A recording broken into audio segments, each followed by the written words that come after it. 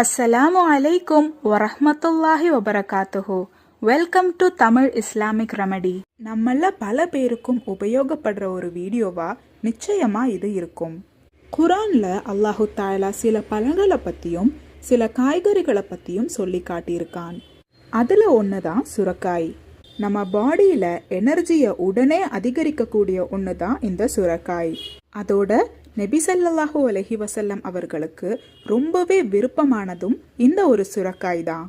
யூனுஸ் நபி அலைஹிஸ்ஸலாம் அவர்கள் மீனோட வயிற்றிலிருந்து வெளியே வந்தப்போ ரொம்பவே சோர்வா இருந்தாங்க.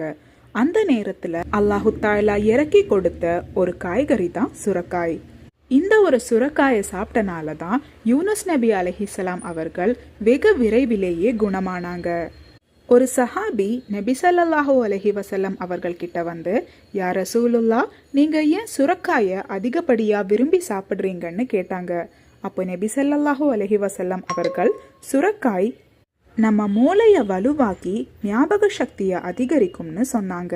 பித்தத்தை குறைச்சு இரத்தம் சம்பந்தப்பட்ட நோய்களை குணமாக்க சுரக்காய் கூட பருப்பை சேர்த்து சமைச்சு நீங்க சாப்பிட்டீங்கன்னா இன்ஷா அல்லாஹ் வெகு விரைவிலேயே உங்க பிரச்சனை சால்வ் ஆயிரும். அதே மாதிரி சுரக்காய் நம்ம இம்யூனிட்டியை அதிகப்படுத்தும். கான்ஸ்டிபேஷன் இருக்கிறவங்க இந்த ஒரு சுரக்காயை சாப்பிட்டீங்கன்னா அந்த பிரச்சனையும் சரியாகும்.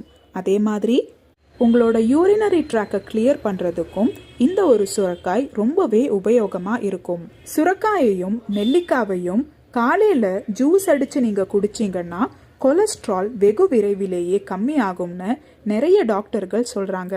இன்ஷா அல்லாஹ் பல நோய்களை குணப்படுத்தக்கூடிய இந்த ஒரு சுரக்காயை முடிஞ்ச அளவுக்கு சாப்பிட நம்ம கட்டாயமா முயற்சி செய்யணும்.